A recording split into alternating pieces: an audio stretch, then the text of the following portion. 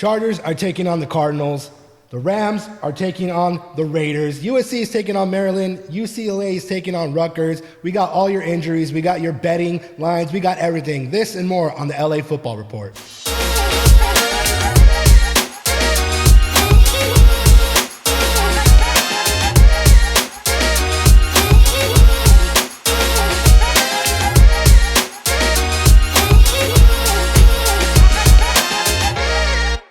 Welcome back, everybody, to the LA Football Report. We're going to get right into it with our game preview.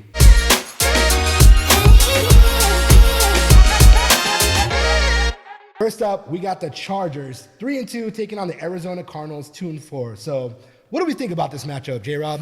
So first things first, I'm excited that the Chargers are going to get their fourth win of the season. Okay. I think J.K. Dobbins is going to have a game. That is my biggest X factor going into this week. The Cardinals do not have a great rush defense, and here's a good stat for you. The Chargers, their 3 wins this year, they're 3-0 when J.K. Dobbins rushes for over 95 yards. They're 0-2 when he doesn't. So clearly there's something there when he is able to create that balance for the offense. Obviously, we talked about it before. Their wide receiver group is very much by committee. There's not any one standout. Even though Lad McConkey, you could say, gets the bulk of the targets, nobody's really had too many consistent 90 to 100-yard games. So J.K. Dobbins offensively is going to be the key in this game. I'm really excited to see how they look, especially coming off that bye 2 weeks ago. So they've had, the time to lather off the next 2 games. They had a great showing against the Broncos, even despite the Broncos trying to rally late in that game. I think for the most part, the Chargers had complete control, and I think they can take that into this next game. I really do see them having the ability to dominate this matchup just because of how much of an advantage they have, with their running game. Yeah, I mean, I would have to agree with that, but also, we're looking at Justin Herbert versus Kyler Murray. We talked about it last episode. Justin Herbert is starting to throw it a little bit, He's getting in there. DJ Chark, we're going to talk about him a little bit later. He could be back, but the Cardinals are getting back Zay Jones. Marvin Harrison might be out because of a concussion, but Zay Jones might be coming back in. So the Chargers, number 6 ranked defense. Cardinals, number 28th ranked defense. Chargers, number 28th ranked offense. Cardinals, number 15th ranked offense. So, I mean, right now you're looking at it as basically the Chargers need to score early and often, and they're going to run away with this game because they have better offensive weapons right now than the Cardinals do. Yeah. J.K. Dobbins has been going off. Even if the Chargers don't get DJ Chark back, they still have Lad McConkey. They still have Josh Palmer. They still have playmakers. You know what I mean? So I think, I honestly, like, if I was a betting man, I would take the Chargers here just because the Cardinals are a tough team. I am not taking anything away from them. Their record at 2-4 is not indicative of how good they actually are. Right. They came out swinging, went 2-0, and they have those building blocks, but they're not quite there too. They're kind of like the Chargers, just with the worst record. Yeah. You know what I mean? But they have the playmakers. But, I think it's a good matchup, but you're right. I'm just saying, I think we're going to get another Chargers win here. Yeah, I'm a big fan of Kyler Murray, actually. I think he's a very good quarterback in this league. I just think the biggest issue for this matchup for them is the Chargers wash them in terms of the offense versus defensive matchup. I love Budda Baker. I actually think he is one of the premier defensive backs in the league, potentially the best safety in football.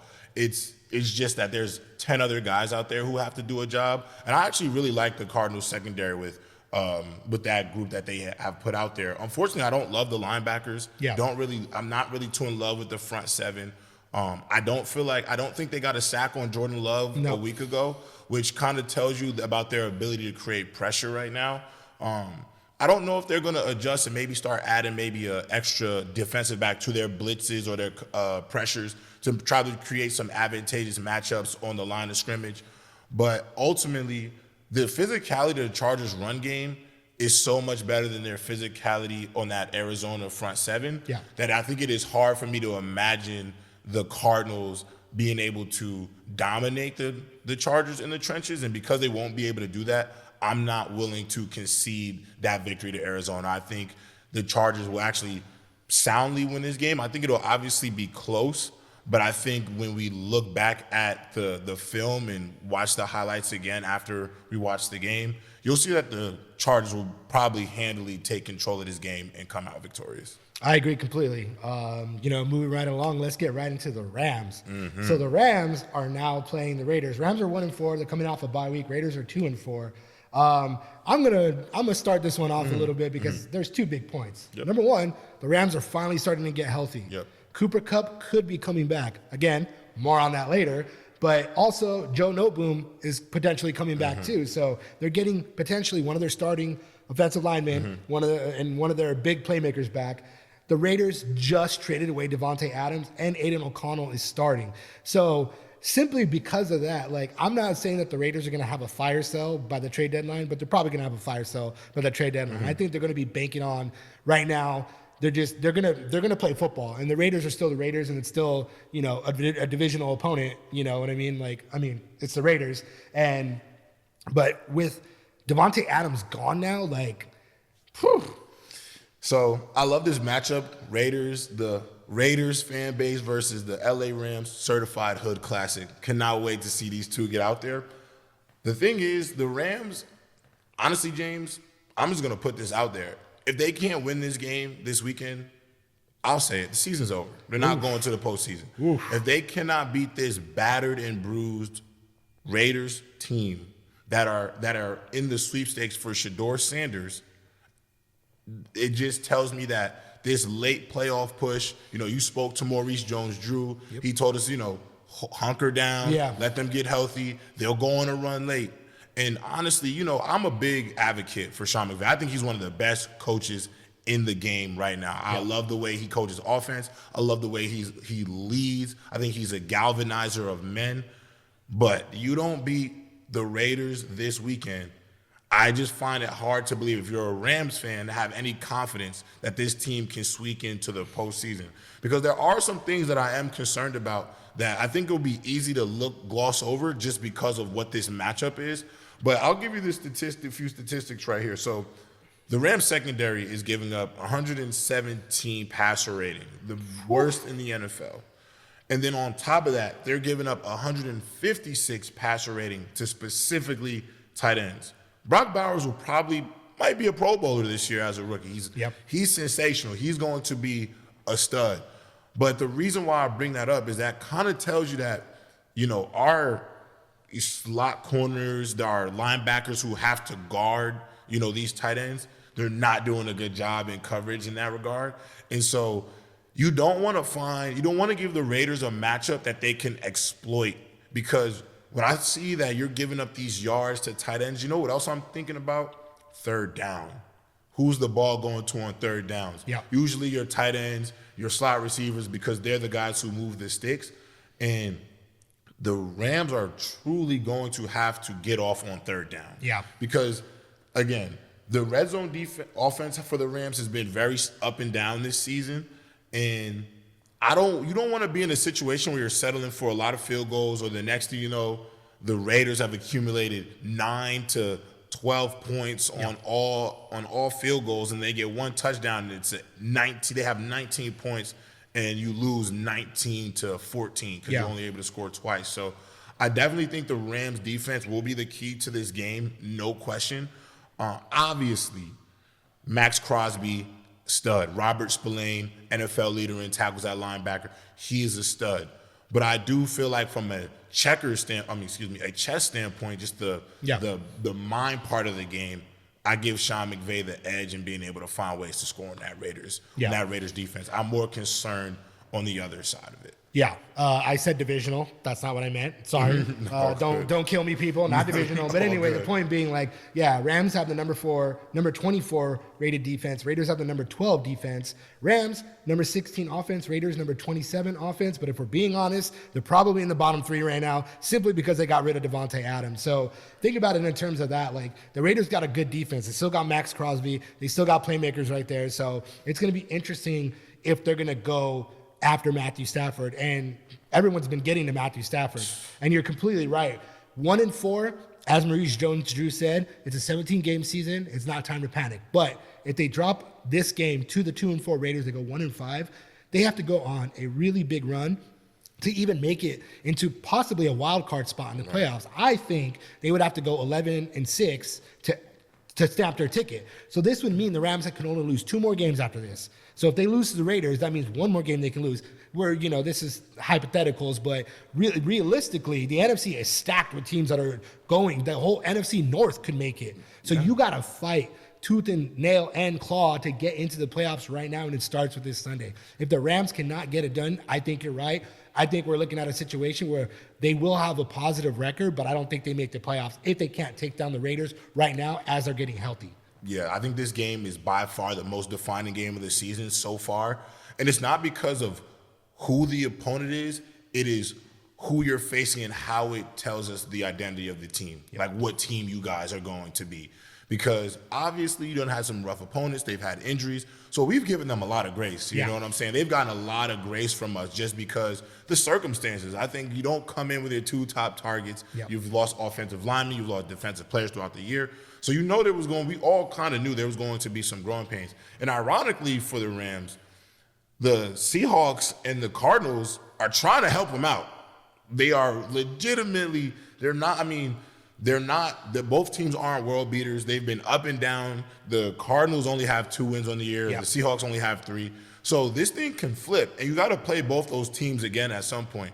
And if you look, there's legitimate holes on the Seahawks and on the Cardinals. I think the 49ers, if they don't have injuries, I think they're the clear-cut, and they're still the clear-cut favorite for the division. Yeah. But for the Rams, this is a moment where you can really start to build some momentum and potentially snowball because I do see the Cardinals losing this weekend, so that'll be another loss on them. And if you can find yourself gradually rising, let's not forget, even though they lost to the Cardinals, they're 1-0 right now against the 49ers. So the division might play out weird just depending on how they continue to progress. But I just think this game specifically is the test. And I really feel like if Aiden O'Connell is able to find continuity out there and find success, then it is time to hit that panic button. You know what I'm saying? And start, all right, let's start getting ready for next season. Yeah, I completely agree. They have to win. They have to win for the sake of the momentum of the team, the confidence of the team. They have to win right now. And if they do win right now, say Cooper Kupp comes in, but he's minutes restriction or snaps restriction, whatever. Then the following week, maybe they get Steve Avila back. Maybe, Puka starts finally working his way back. You start getting those playmakers back at the right time, and you get those close wins in the opponents, you can get them on right now, and then when you get all your people back, then you go on that run. No question. I think for the Rams, it's about being a little delusional. Yeah. Like, obviously you can be the wounded animal back against the wall, but be delusional. Don't settle for the team, don't settle on what you don't have.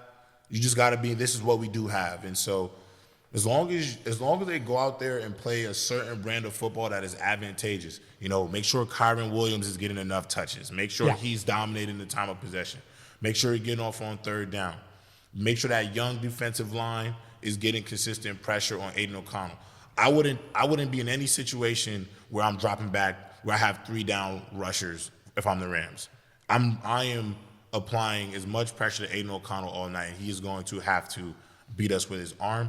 But the Rams, they need this one. They 100%. They should go into this game desperate for a win. Absolutely.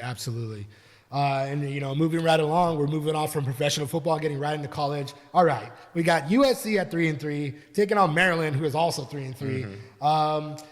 After dropping that game to Penn State, how are we feeling? Do we think this is going to go the way that we hope it's going to go, or is it going to be another one of those games where we're scratching our head going, what the hell happened? Well, honestly, our faces on Tuesday, we might be scratching our heads if USC loses this weekend. So going into this game, for the Fire Lincoln Riley mob, he cannot lose this game. Yeah, really though. They're going to be pouring gasoline in the streets of downtown Los Angeles if Lincoln Riley is not able to beat the Maryland Terrapins. But I don't want fans to underestimate this game at all. Wide receiver for the Maryland Terrapins, Ty Felton, he's sensational. He's actually one of the more electric receivers in the Big Ten. And then Billy Edwards Jr., their quarterback, don't sleep on him. 1,740 yards on the year, damn near at 70% completion percentage, 11 touchdowns, 3 interceptions on the year. Actually, Maryland right now is 7th in the nation in turnovers forced. So this is not a team to take lightly because you're playing Maryland. You know what I'm saying? This is a game where you need to go in there angry, be upset about how you squandered a great opportunity a week ago.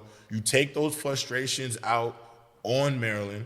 And right now, listen, Maryland's giving up almost 24, 25 points a game. USC is almost scoring 30 points a game. Yeah. You have enough to go in there and run up the score. And the Maryland defense, they're very much more attached to creating turnovers and their ability to create explosive with their offense. So they're not going to be some defensive juggernaut. This is actually one of those games where Lincoln Riley's offensive prowess should set this team up in a way where they should win. They should be able to cover their spread. They should win by 2 touchdowns. This should be a dominant showing for USC. And I think for Lincoln Riley, he needs to show the fan base that, like, yeah, I get it. We have lost 3 games. It has kind of been embarrassing to start the year, but we're still heading in the right direction. You have to show that you're still trending up, not down. Yeah, I mean, we could forgive the Michigan loss because it's Michigan. We can't forgive the Minnesota loss. And, like, if they would have got at least 1 of 1 between Michigan and also Penn State, they would still be in a good position. Yeah. But losing to Penn State now, college football playoffs doesn't really seem like a possibility any longer. It's gone. So now you're playing for the Big Ten. But then again, are you really going to be able to climb your way up through the Big Ten with all these other teams already beating you? You know what I mean? So, Woody Marks went off. Let that keep going. Get Jacoby Lane going. And, they need this win, just like we talked about with the Rams right now. Right now, the USC needs this win to, A, remind fans, like, hey, don't get out your pitchfork and torches and go for Lincoln Riley. Yeah. And also just because, like, of what happened with Penn State and Minnesota, it's like, come on, man. Like, you guys are better than this. You need to stop beating yourselves. Because that's what they did. They beat themselves last week. We were still like, what is happening? Yeah, what is happening with this game? The poor clock management, whatever, move past it and get the win. Yeah, this is definitely one of those things where you cannot bring any lag from the week before that into this game, because the reality of it is too, I don't think what UCLA and USC together are not realizing is, like, these teams in the Big Ten are looking at y'all like the West Coast school. Yep. I think they, like, USC, the coaching staff, the rest of the Big Ten does not think you can play cold weather football. Yep. So when Minnesota, in their mind, is like, welcome to the Big Ten. Yeah. Penn State, welcome to the Big Ten. Physicality, yep. We run the football, we play stout defense. And when they look at a USC, they're like, y'all play in Cali, the breeze is always around, the weather's always nice. You want to play that finesse level of football, and we play a type of smash mouth football. In Maryland, they've been in the Big Ten for a little bit now, about 4 or 5 seasons, maybe more. I'm not 100% remember when they first got into the Big Ten with Rutgers.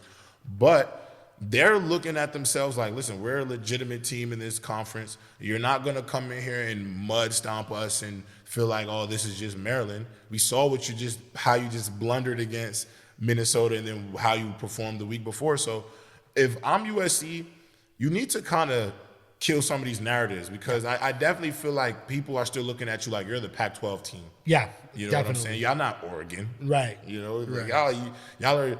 How long is USC just okay with no longer being considered, or people feeling like this is the dominant USC of old?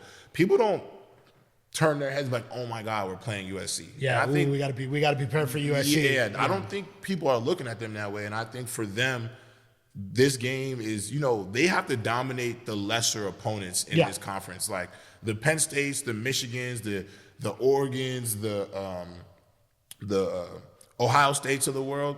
Yeah, those are probably the measuring stick. But the other teams should be steamrolling them. Yeah, you have to go out there and show that, like, you're still a dominant program. Absolutely. And moving right along to our final matchup, which is a team that maybe right now they're looking like the little brother from the West Coast, but they're starting to put things together. We got UCLA 1-4 going against Rutgers, who are 4-2. I mean, Can we finally see an upset win this weekend? They looked good against Minnesota. You know, a few miscues here and there. They're inching towards their first Big Ten victory. I'm feeling like we might see an upset finally. So first, I do want to say this. Shout out to Coach Greg Schiano, just from as a Jersey guy. Rutgers is 4-2, one of the best starts in God knows. Just want to give him his flowers from one East Coast guy to the East Coast team, especially my home state of New Jersey. I'm actually don't think this is a great matchup for UCLA. Okay. Rutgers is a very good rushing football team. Kyle Monagai is a stud, over 700 yards on the year, about 7-8 touchdowns already. He's a guy, like physical of a runner as there is in college football. They are going to – the Rutgers offense is very much run the ball, play action. Yeah. And don't get me wrong, the passing attack is nothing that I'm like, oh my goodness. But the way they rush the football, that's the part that kind of concerns me because their rushing game is potent. And the trenches, that war of attrition, time of possession scares me. Because if the Rutgers football team is dominating time of possession, you know, that UCLA offense, you know, shaky. Yeah. And so they need multiple opportunities to try to score. They need a few extra possessions. And with Rutgers, they can really hold their head on Monagai and let him steamroll their way to a victory because they can just ride him into the sunset. So my whole fear is, are they going to be able to stop him? Because their Achilles heel in this game will be how many third and short situations are you going to put yourself in? Yeah, definitely. 3rd and 2, 4th and 2, 3rd and 3, 4th and 3 is not technically a favorable down and distance because of what Rutgers has in their backfield. So that's really my biggest concern about this matchup. And I really want to see how Carson Schwarzenegger plays against Kyle Monagai. I think that's the matchup I want to see. Yeah. Definitely see him come down and hit Kyle in the hole and see how that plays out. But I am worried about how they're able to defend the run. Yeah, I mean, and obviously you also have to think about Garbers has 9 interceptions on the year. Mm-hmm. Those 3 last game we talked about it. 1 was his fault. The other 2 weren't really his fault. But is this a situation where, say, he goes out there and that happens again? Do you think we could see Justin Martin sooner rather than later? I don't like. Look, we both like Garbers. Yeah. I love Garbers. I think it's unfortunate he's playing behind that shaky offensive line, but at the same time, you got to figure out a way to adapt and to not make those mistakes and try to get out of being sacked. You know what I mean? Like preserve yourself. Yep. So, but I'm a little worried because Justin Martin came in when Garbers was hurt and he played pretty well. Yeah. He played well enough. So I think if we see another 2 interception game from Garbers, we might be looking at a quarterback change soon. So that's very much possible, James. I would hate it for Ethan Garbers. I would too. Truthfully, I do think he came into this season thinking that things would be a lot different for his senior season. I am a believer that Garbers is an NFL quarterback. I don't know if he's a starter. I'm more leaning on the side that he's probably a league backup. Probably. Yeah, maybe like a journeyman type of, yeah. you know. Like he can come in and fill in if somebody gets hurt. Like he'll be one of those guys that he could have a 10-year career being a backup for another guy. He's gonna be like a Gardner Minshew type of character. Exactly. You know what I mean? Exactly. And so I do think the way this season has looked has definitely affected his draft stock. Yeah. You know, like I hate that for him because a lot of this stuff has been out of control. Like he can't hang. It's not his fault. His offensive line hasn't been great. It's not his fault that he's had to learn an entirely new offense on the fly. I think people forget Coach Foster came in March. You go right into spring ball, then you're right into training camp. He's barely here. Yeah, exactly. It is a quick flip. You get Eric Bieniemy just gets here. He had to adjust on the fly. Yeah. And you lose your defensive coordinator. Come on. Like there's a lot. Everything flip-flop. And it's all in your senior year. So you only get 1 year to try to make it work. And so it's like you're trying to juggle a bunch of things. And I feel so bad for Garbers. I don't think Coach Foster would do that to him. No. Truthfully. No. Because I don't think Ethan's done anything to not deserve to be the starter. And I know everybody can say, well, look at the numbers. He has 9 interceptions. But there's so many other things that have gone wrong around him or that haven't been up to standard around him that it's like, you can't put it all on this kid. Because a year ago, the way he performed last year, that wasn't by accident.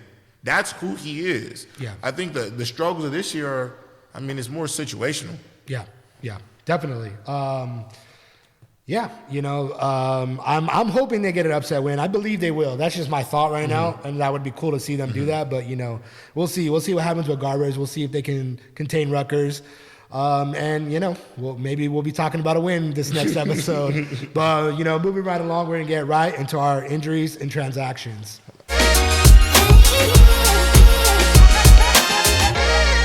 Here are the injuries and transactions around the NFL and college football.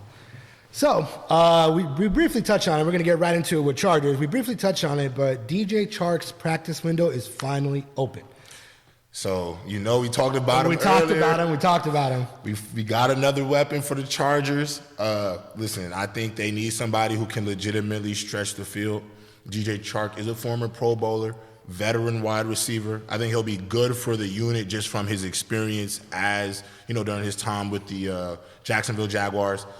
But I think it gives another counterpunch for this passing attack. A lot of people have realistically, this team kind of went from a pass-happy team to a run-first team, and we're going to just balance out the pass within it. Now, granted, last week they threw the ball a lot, which was great to see, but they are very much we are a run style of football team, and we have the quarterback who, if he has to get into a shootout, he can. And I think adding the DJ Chark, it elevates the passing game because it adds another just different style of wide receiver. And then, two, it gives Justin Herbert a veteran. Yeah. I don't think, Lad McConkey, rookie. Quentin Johnston, year two. These are young Josh players. Palmer, but he's a veteran, but he's not really doing much. Yeah, he's a veteran. I should give him more credit as well. But DJ Chark, to me, his pedigree is just a little bit higher, just from the number of seasons he's been in the league and what he's accomplished in the league. So I feel like fitting him into this group will be perfect. I think they add more balance, get more experience. So I'm glad he's back. And also, Mike Williams. So funny enough, right after we recorded episode 1, breaking news happened that the Jets, they got Devontae Adams, and then now they're shopping Mike Williams. So Mike Williams tore his ACL in 2023, then moved over to the Jets on a 1-year deal, but they have so many wide receivers that he's not getting his due. Who's to say that the Chargers don't bring him back on a 1-year deal? And, or a vet minimum. I don't know. I don't know what they can work out, but if I'm the Chargers, I'm calling, because before Mike Williams got hurt, he was good. He was a contested catches type of person, and that's what Justin Herbert needs. And if DJ Chark comes back and he's healthy with Mike Williams, now you got a pretty good duo there. Lad McConkey, like we already been talking about, the yard after catch, middle of the field kind of guy. And then you got Quentin Johnston out there kind of doing the same thing. Then you start looking at, they might have something going here. So if I'm the front office, I'm Joe Ortiz, I'm giving the Jets a call. Call can't guard Mike, you know what I'm saying? I just feel like Mike Williams will be a great addition. I think the only fear with Mike Williams for maybe a front office standpoint is, will he affect the confidence of the young receivers? Because he's been here already. He has a rapport with Justin Herbert. You don't want your young receivers to lose any of their confidence because somebody else is coming into the locker room. But also, Mike Williams coming there, I'd actually be a lot more confident in the unit. Yeah. Because they have a rapport, so they know Justin Herbert and him know what they like from each other, where he wants the ball placed at. And I think the biggest issue with the Jets is Aaron Rodgers is very there's always a method to his madness, his ball placement. He wants things here. He's very precise. I think for a guy like Mike Williams, you kind of got to let him be a playmaker, and Justin Herbert will throw a ball into an area and let Mike, go up and really be the contested catcher that we know he can be. Yeah. So I think he'd be great if they were able to get him, but I could also see them maybe being a little bit reluctant. Yeah, and jumping right into who didn't practice on Wednesday. So Quentin Johnston, Christian Fulton, Deion Leonard, Jasir Taylor, Trey Pipkins III, Will Disley, and Hayden Hurst all didn't practice. And, of course, Joey Bosa, who Jim Harbaugh said, quote, still working through something. So We'll see what happens. Keep on the lookout for the rest of the injury reports this week, and hopefully we see some of these guys back on Sunday. But if Quentin Johnson is hurt and can't go, then the wide receiver room gets even worse because if G.J. Chark is not back. So yeah, that room will get a little dicier. I feel bad for Joey Bosa too. Really cannot stay. He can't stay healthy. It is actually hard, and he's such a great player. Great player. At this point, I would be shopping him at the trade deadline. I mean, you would have to from a business standpoint, may have to consider it. I'll love the Joey Bosa, but it's not even a gripe. It's how it's a reality. It's just how business is. They might consider it for sure. Yeah. So moving right into the Rams, we got some actually really big injury news. First and foremost, Sean McVay revealed that Cooper Kupp is back at practice. In fact, he was doing individual drills, but he's not with the team yet. But he was cutting, he was catching. He looked pretty good, and he could play against the Raiders on Sunday. If they get him back, I would say hopefully they use him sparingly, but he could be back. Oh, they need him back. Yeah, they need him back. They need him back. So right now, the leading receiver on the team is Tutu Atwell. Yep. Cooper Kupp adds a different dynamic. How teams have to guard him. Yep. You won't. I think also it would actually alleviate some of the pressure on Matthew Stafford because some teams are probably going to send another guy into coverage, not going to probably bring as much up front and stunts and pressures. So, I mean, getting Cooper Kupp back, this is right on time. Like, this is what Maurice Jones-Drew was talking about. Like, This is right on time.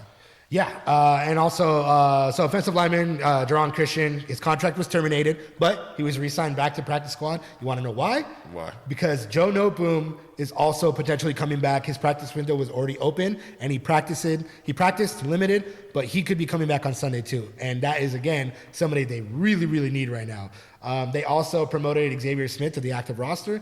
And finally, Tutu Atwell, he's been holding things down along with Jordan Whittington, but Jordan Whittington was limited on Wednesday's practice because of a shoulder injury. Yep. That's another one to be on the lookout for. It would really suck if Whittington can't be out there if Cooper Kupp doesn't come back, but if Cooper Kupp comes back, Whittington's not there, it's a fair trade-off. Yeah, no, for sure. I'm excited to see Cooper Kupp back in action. I really hope he's healthy because he's a game changer. Yeah. Playmaker, slot nightmare. I mean, he's a matchup problem. He can do multiple things. He's versatile. So, Cooper Kupp, you got to save your team. Yeah. Come save your team. Yep. Jumping right into our college teams, we're going to start with USC. Still the same thing that we had going on last time, but with a very kind of unfortunate update. So, tight end Walter Matthews, still injured, still out. Linebacker Mason Cobb, still injured, still out. Mm-hmm. But defensive end Anthony Lucas is done for the season. Yeah. He suffered a low extremity injury, and he had a procedure done. His season is done. That really, really sucks. Yeah, honestly, I hate to see it. Wishing him the best. This is football. This is the nature of the beast. It is. This is the nature of the beast. So, ultimately, losing a defensive piece like that is challenging, but you move along. Saturday's still coming. Saturday's still coming, and you got those guys that are going to step up in his place, exactly. And they're gonna get more playing time. Right, this is your chance. That's the unfortunate nature of it. You don't want people to get hurt, but those people behind him in line are going, okay, this is my shot, and you take it. Take your opportunity and run with it, for sure. We're going to quickly just go through UCLA. I'm not even going to name everybody because, again, they still have 13 players that are out. It's so many. It's so many that it's like all due respect to them. I'm just saying, like, they're really beat up. It's a lot. There's a lot. We're just going to skip right on. Yeah, for real. They're really hurt, but hey, maybe, again, they're going to get an upset win against Rutgers. We'll see.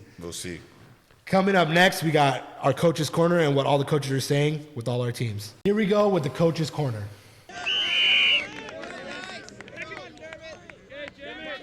So, as we talked about last time, Jim Harbaugh had a really scary medical issue on the field. He went to the blue medical tent, went back into the locker room, talked to reporters after the fact, told everybody he's fine. He had what is known as an atrial flutter. It's a type of arrhythmia, makes his heart go bonkers, either beats too fast or beats too slow. But he actually, in, again, typical Harbaugh fashion, addressed reporters again on Wednesday and updated everybody on his health. Take a look at this clip right here. Yeah, good news. Just talked to the cardiologist before I came in here. Got some test results back. The heart of an athlete is a direct quote from my cardiologist. So that made me feel good. And he said stress test was really good too. I think he used the word incredible. I think he did. that my stamina was incredible, and heart got stronger as it was more stressed. So, and yeah, back in rhythm. Hopefully that that sticks. We'll got the monitor on, so good news. I took that as a compliment. Blue twisted steel. Feeling good about that. So basically, Harbaugh, being who he is, called himself Blue Twisted Steel while he was flexing, and also said, heart of an athlete, direct quote from his doctor. Man, you just got to love Jim Harbaugh. You got to love Jim Harbaugh. I don't think anybody in the league can hate on Jim Harbaugh. He's so funny. He just says random things all the time. And honestly, we're really happy that he's okay. Yeah, I love Jim Harbaugh. I think, they always say, like, as a former football player myself, like, they always say you got to be a little crazy to play football. And I think Jim Harbaugh is just like what you'd call a football guy. Like everything about him just screams like football player, like his thought process, his outlook on everything, the glass half full instead of half empty mindset. So I'm a big fan of Jim Harbaugh. I'm happy that he's feeling better with his health. And I said this in episode 1, this is great bulletin board material for his team. Your coach is going through a heart situation, and he's still running through the wall for you. So run through the wall from him and stack these wins and get to the postseason. The Rams are in a tough matchup with the Raiders, and there's one player that I've talked about earlier in the show that could break the game, Brock Bowers. The Rams are giving up 156 passer rating to tight ends, worst in football. Ooh. And here is what Coach Sean McVay has had to say about Brock Bowers. What challenges Brock could potentially present against the secondary? You guys have moved some pieces around over the last, but they seem like they're playing him in a variety of different ways. He's a problem. He does a great job contributing to the blocking surface. He can play all over the core. They give him jet sweeps. He's creating after the catch. All the things that made him such a great prospect, you're seeing be brought to life early on in his NFL career. And so there isn't anything that he can't do. And I'm seeing a guy that has a complete game, and I think they do a great job of trying to feature him in a variety of ways. I expect them to have Myers back, who I have tremendous respect for. They've got tough backs, and so it's a great challenge. But Brock, you flip on the tape and you look at it, and he jumps off the screen at you. So Brock Bowers can legitimately break this game for the Rams, and I truly feel like the defensive coordinator, the defensive game plan has to be, where is Brock Bowers on the field? Brock Bowers is a player that you can put him in the backfield as like an H-back. You can split him out wide. You can put him at tight end. And those type of tight ends are the most that are versatile, are the most dangerous, because their matchups everywhere are just more favorable. Like, they're in a slot against a corner, they're bigger. They're in the slot against, a certain linebacker, they might be quicker. They know where the ball is coming. There's a lot of factors, especially for a guy like Brock Bowers, that he can blow the game wide open for the Raiders. And so I am glad to see that Coach McVay is aware of what they're dealing with, because I truthfully don't believe there's not another weapon in this game on the offensive end for the Raiders who is going to be more impactful than Brock Bowers. Like, the running backs, Madison, Zamir White, they've been all right. They haven't been world beaters. I like Jacoby Myers, but he's a number 2 receiver, and he's like a complimentary guy. You still need to have a primary X alongside him. Devontae Adams, if you will. Yeah, Devontae Adams. So because of that, it's like Brock Bowers, he has to be like, the light bulb always has to be ringing. Like, where is he? Because again, he's going to move the sticks. Yep. He's going to be lined up in different areas. So he is the type of guy where you do not want him to. What was our guy, Tyler Warren? Yep. Don't let him Tyler Warren. No, yeah, don't do what Warren does. Don't do what Warren did to USC. You know what I'm saying? Don't let him do that too. So I'm glad that the alarm bells are already ringing on Bowers, because he is the matchup to look out for. Absolutely. That guy, he could be a generational tight end, the next one that we see. Facts. There hasn't been one, like, no disrespect to Kyle Pitts, but it's like Kyle Pitts has been so up and down. Like, I don't know, he's not going to be a Gronkowski. I'm just saying, but Brock Bowers definitely could be. For sure, no question. Moving right along to our USC matchup. So with the struggles, with their 3-3 record, there's been some rumblings about Miller Moss. Maybe he can't get the job done. And even more rumblings of maybe he should be benched in favor of Jaden Maeva. This is what Lincoln Riley had to say about that. Jaden's doing a really good job. I'm very confident if the situation arose that Jaden was going to play, that he would play well. But Miller's our starter. Miller's played a lot of really good ball. He's put our team in position to win a lot of games.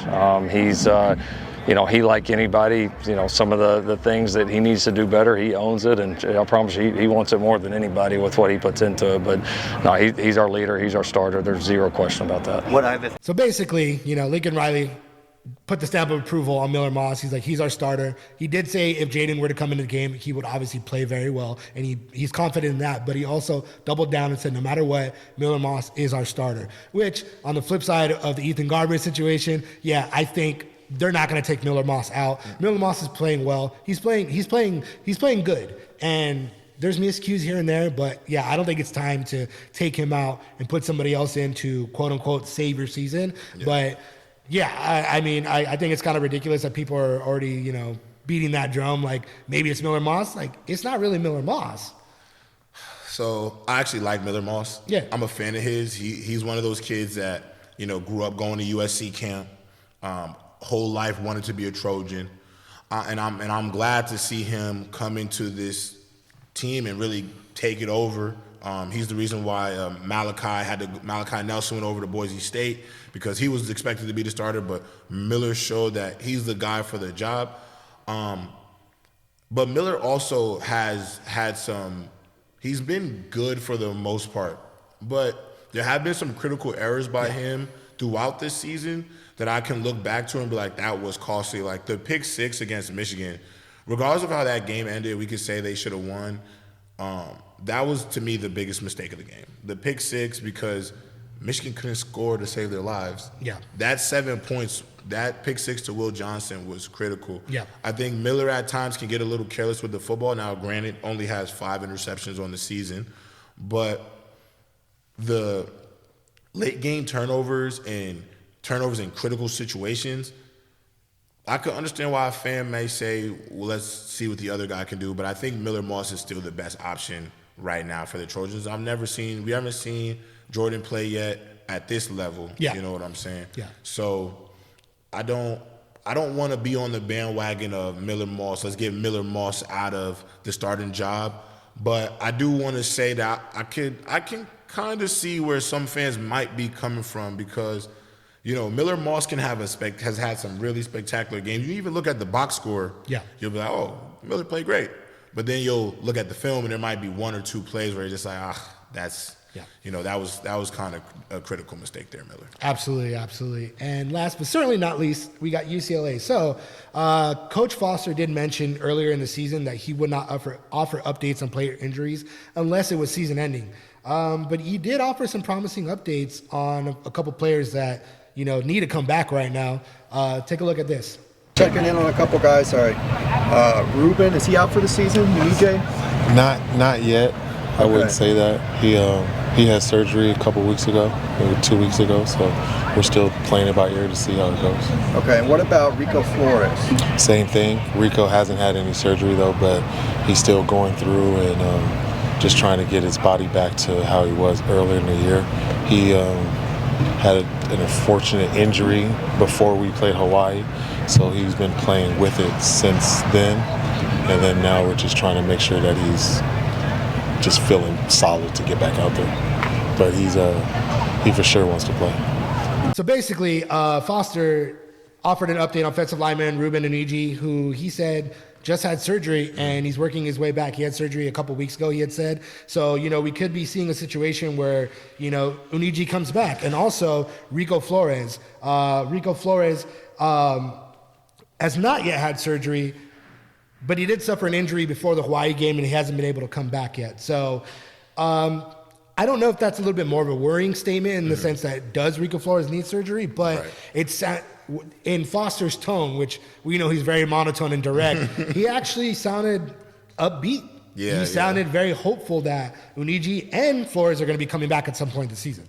Yeah, Rico Flores is a stone cold playmaker. I think if I am Coach Foster and the staff, I do not want him going to the portal.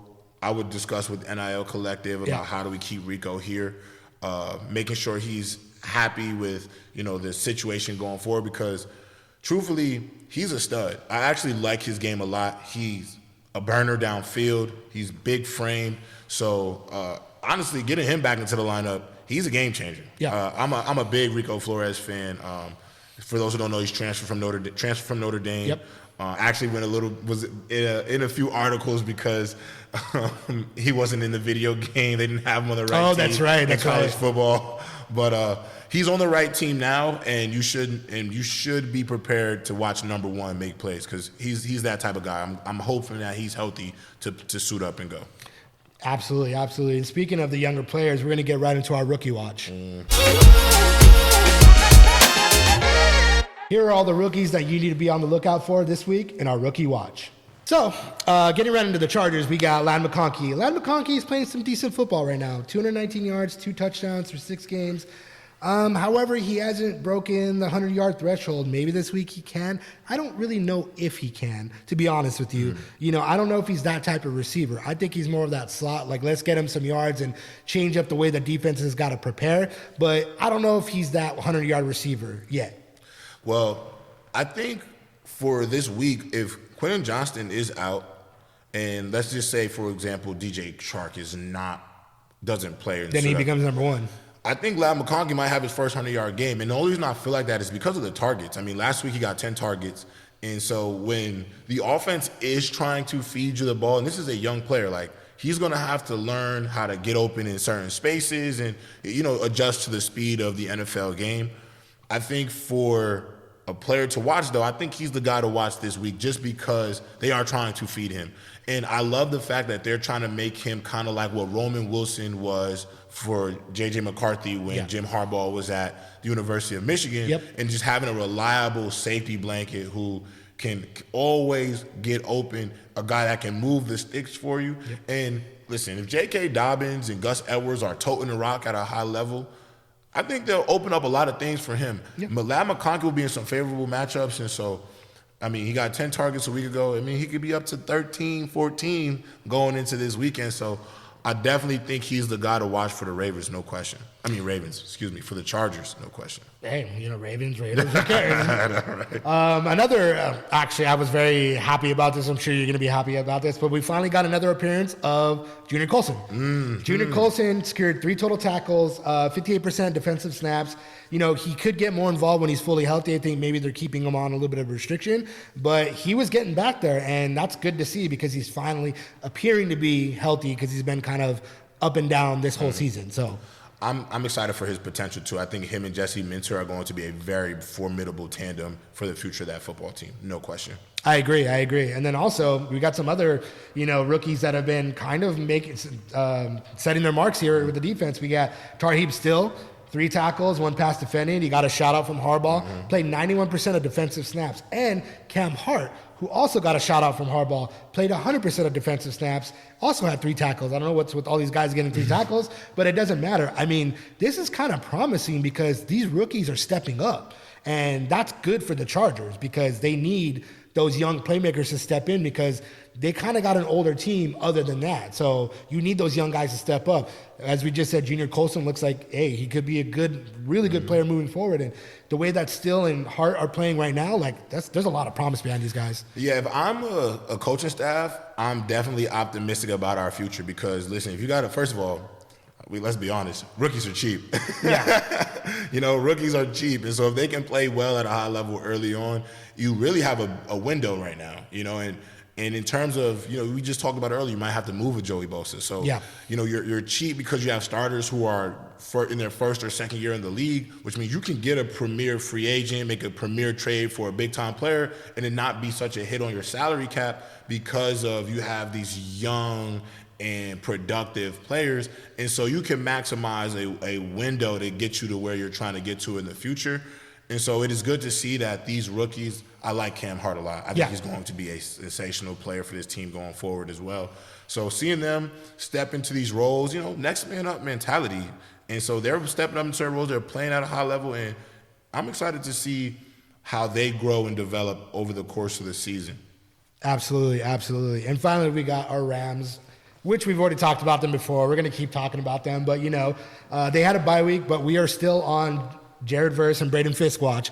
I want to see what they do this week. They were lighting it up the week before. They were leading the league in rookie pressures, both of them. They're up there in rookie pressures, up there in pressures as well. Let's see what they can do with the full rest week after the bye. So actually, James, they're 1-2 through the first 6 weeks of the season at pressures. There you go. Listen, you got two teammates that they both played together at Florida State University. They know each other's tendencies. So, them if you watch their tape together at Florida State on the same side of that right side of that Florida State defensive line, nobody in the country could guard those two. The stunts, the way they fed off each other, the way they stunted off each other. You can tell they have so much chemistry. And I thought it was genius by the coaching staff to get both of them because Jared Verse's motor is insane. Yeah. I know this is rookie watch and I want to talk about both of them, but he's right now my front runner for defensive rookie of the year. I think he is that sensational. Yeah. I know Latu was the first defensive player taken in last year's draft. I truthfully believe it should have been Jared Verse. He's been one of the best guys at creating pressure in all of football, not just rookies. You know, when we talk about Jared Verse, you have to talk about him amongst all of his peers, not just his draft class. It's hard to replace Aaron Donald. Yeah. And before y'all go in the comments, I'm not comparing Jared Verse to no Aaron Donald. I'm not at all. But what I want to say is you need a guy that can anchor a defense. Yeah. And he's an intense player with an intense motor. He's not a lazy guy. Now, he has some missed tackles, but that's really more just an adjustment to the league, like some of those easier wrap-up tackles or, diving out, trying to roll a guy down that you were getting off in college. That may not happen. That doesn't happen as much in the NFL because everybody's good. You know what I'm saying? Yeah. So I am really excited for what that defensive line is going to be because, truthfully, I do think the Rams have one of the more underrated defensive lines in all of football. Yeah. And that is very much attributed to Braden Fisk and Jared Verse, on top of the fact that you have Young and Kobe Turner on there. But those two rookies are going to, like that D-line next season in year 2, I promise you we're going to have a conversation about where the Rams defensive line ranks in the top of the league because they might have a top 5 defensive line. I don't think people realize how young that Rams defense is. Yeah, Kobe Turner is like year 2, year 3 player. Yep. 2 rookies. Yeah. Young is, I think, year 2, year 3 player. So these are guys with a lot of years left to play, and they're already at a high level. You really need the secondary to come along and the linebackers to come along because the front, they're going to be sensational. I agree completely. Again, like I said, we're on Fisk and Jared Verse watch. I want to see what they do this week, but they're tearing it up right now. All you bettors out there and all you parlay makers, this is Better Bet on It.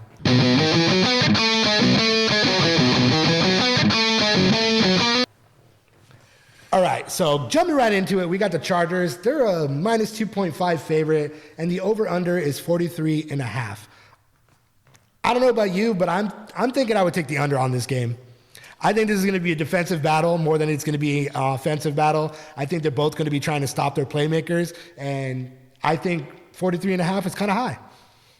So actually, I got the Chargers winning this game, but I would actually probably bet the plus 2.5 to the Cardinals. Really? The over-under scares me because I don't think the Chargers defense has faced a Kyler Murray this season. Yeah, that's true. Obviously, they played the Steelers, but Justin Fields' offensive line is god-awful. Yeah. And I don't think that the Cardinals offense is a lot better than what the Steelers were or what the Denver Broncos was. I think this will be the best offense they're going to play so far this season.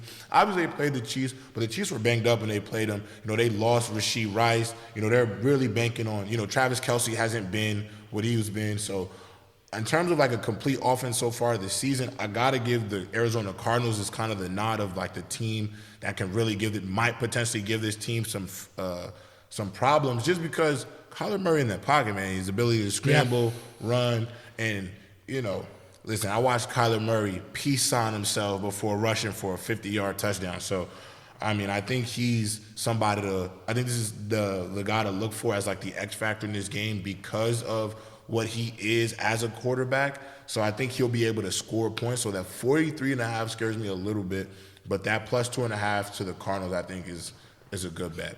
If you were alternated to plus 3, if I were to be honest, I think plus 3 to the Cardinals would be actually a safe bet. I got the Chargers winning, but I think it'll be close. Okay. I think they win by like 1 or 2 points. There you go, plus 3 people.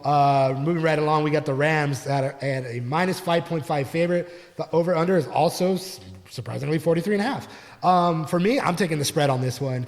The Rams are getting healthy. The Raiders, they just got rid of Devontae Adams, like we said earlier. The Rams are going to make a big statement here. This is what I believe. Minus 5.5, I think that's an easy bet. I think you take that all day. You take that bet and you run it. Put the rent on it. Put the rent on it. Disclaimer, as we said before, I will not agree to you putting your rent on it, so please don't do that. Yo, listen. All jokes aside, if the Rams can't cover that 5.5, James, again, let's hit the panic button, okay? If you are a betting man, betting woman, that 5.5, that's a lock. Yeah, it if is. If the Rams can't win by more than a touchdown and then some, come on, guys. Yeah. This game needs to be a stepping stone game for the Rams. I would instead of putting the rent, put the mortgage on it. Minus 5.5. Don't do to that. The Rams. Don't do to the Rams. I agree with the minus 5.5, but put like $20 on it. Don't be putting your mortgage on it. We don't want to be held responsible for that. 1-800-GAMBLER at the bottom. Yeah, I know. If you need help with gambling, please reach out to us. We got our college games coming up. USC coming up right now. USC is a minus 7.5 point favorite. The over-under is 56.5. Honestly, I take the over. Oh, no question. I'll be all over this over. I mean, both teams damn near are at 30 points a game. Maryland averaging 29.5 points a game. USC averaging 30 points per game. These are two teams that know how to score the football. They're going to shoot. It's a shootout. It's going to be who can score more points on the other team. So go with the over on this one. I agree with that completely. Moving right on to UCLA. UCLA is a small underdog at plus 4.5. The over/under is also 40.5. I'm not sure what to go here because I'm a believer that this is going to be a close game and/or they're going to win. So personally, I would take the plus 4.5, but I know you have different thoughts on it, so I'm gonna let you go. What you need to do is look at your camera and tell them to take the plus 160 money line underdog. So if you so they can bet the rent. Yeah, don't bet the rent. Stop saying bet the rent. We don't want you to bet the rent. Now, all jokes aside, that plus 4.5, I think that's a good bet. I actually like the over under being 40.5. That's not bad. Not bad, just from the standpoint of what I saw in the Minnesota game. Yeah. I think the UCLA defense has really stepped up over after I saw them shut out Oregon in that second half a few weeks back, and then the way they played against Minnesota, I'd honestly 40 points, especially because Rutgers is going to try to dominate really the line of scrimmage and time of possession. You're probably not going to see too many back and forth scoring drives between these teams. I think under 40.5 actually also. I think. Listen, if you were to put together, if we were to put together a LA parlay real quick. Let's say LA football parlay. So we're gonna go Cardinals 2.5, raise it to 3. Yep. Then we're gonna go the minus 5.5 for the Rams. That's 2. That's 2. USC, we're taking the over with 56.5. And then UCLA, we're taking the under on 40.5. Love that. That is your LA football report parlay. Please do not bet your rent on it, but that is what we're going with. If you go with it and you win some money, I don't know, maybe donate to the show. I don't know. He said it, not me. He said it. Here are all the fantasy football players you should bet on right now. So, we got the Chargers. J.K. Dobbins, he dropped 96 yards and 1 touchdown on the Broncos. Expect something similar in Week 7, I'm thinking, against the Cardinals. Cardinals right now are number 29th in rush yards per game with 150 yards per game given to opponents. Start Dobbins and expect a solid game. He's projected at 13.47 points. I think he eclipses that. I think he's somewhere in the 17 to 20 range. Yeah, I think J.K. Dobbins is an easy no-brainer RB1, RB2 Yep. if you have a 2 running back league. He definitely should be starting for this week. Lab McConkey, though, for those PPR leagues and, receptions where receptions matter, he gets targeted a lot. Yeah. He's probably going to get targeted a lot in this game.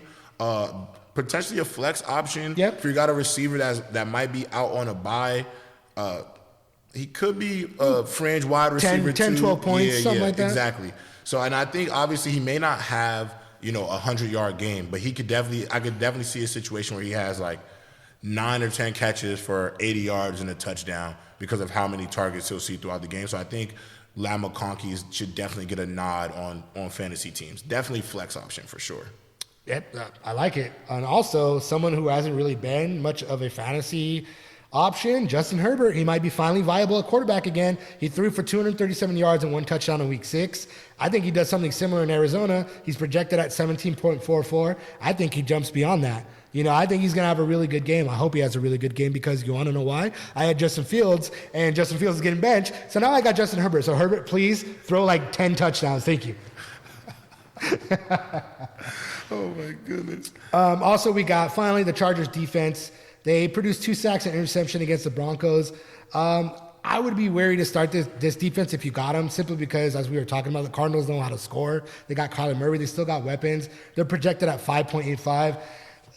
If you have to play the Chargers defense, that's all you got, play them. But I don't think you go with the Chargers defense this week. Yeah, no, I wouldn't take the Chargers defense, even though they've been good. Kyler Murray's a good quarterback. He's going to figure out ways to get points on the board. So I wouldn't take the Chargers defense either. Absolutely, absolutely. Moving right along to our Rams. The Rams defense could be a good option against the Raiders because they don't really have a lot of weapons right now. You got, as we said, they got Braden Fisk, they got Jared Verse, and got Kobe Turner. They're projected at 6.26 points. I would bet they land at least 10. That's just my feeling right now. What do you got? I ain't messing with the Rams defense in no regard, brother. Like, I love you to death, James, but I'm going to be honest, you might have been drinking this morning because you might have had a mimosa this morning. All right. You might have had 2 mimosas this morning. Okay. Because, well, first of all, this passing defense is awful. Look, we love Fisk. We love Verse. We love that front. I think me and you both know what that potential is. But Tre'Davious White, I mean, 30, any corner with more than 30 snaps this season in a football game, he has given up the highest passer rating of any corner in the league. Not only that, again, I said it twice already, but I'm going to say it again. They're giving up 156 pass rating to tight ends alone. That means they don't have somebody who can cover a tight end on their defense. And look, I get it. It's Aiden O'Connell, Jacoby Myers. It doesn't seem too threatening. Yeah. But, man, I cannot. Listen, we watched Jordan Love, fresh off an MCL injury, give the Rams everything they could ask for and then some. And it's truthfully not because the Rams front couldn't get home. They couldn't cover. Like, at the end of the day, that pressure is going to get home. But from snap to the quarterback saying, if they're getting the ball out, James, in less than 3 seconds, I mean, I just can't see it. I mean, if I am a fantasy guy, I am taking that Rams defense and I'm letting it walk to free agency. I'm dropping it. Okay? All right. Next time we're on the show, and if they score like 15 points, I don't want to hear nothing. All right. Do you people? You know what? You heard this side. You heard my side. So do you? Oh, awesome. Thank you guys so much for tuning in to the LA Football Report again this week. I hope you guys like what you saw. Please do us a big favor, like, subscribe, hit that bell on YouTube. Do all those things that we need to do to get more exposure out there. We're going to be delivering all of this content each and every week on all your favorite LA football teams, the Chargers, the Rams, the Trojans, and the Bruins. So please, keep joining us. Keep sharing with your friends. We're going to have exclusive interviews. We already showed Maurice Jones-Drew. We're going to bring more people in, more players, more coaches, more everybody. And again, we want you guys to be a part of this show too. So if you have any hot takes, if you have anything to say about any of these teams, obviously be respectful. Don't be a troll. But if you have anything good to say, you got hot takes, we want to feature you on the show. We want to talk about it. We want you guys to be a part of the show just like we are. Thank you guys so much for watching, and we'll catch you again next time.